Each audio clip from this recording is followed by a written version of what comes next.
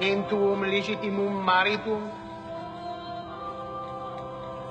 Legitimum maritum.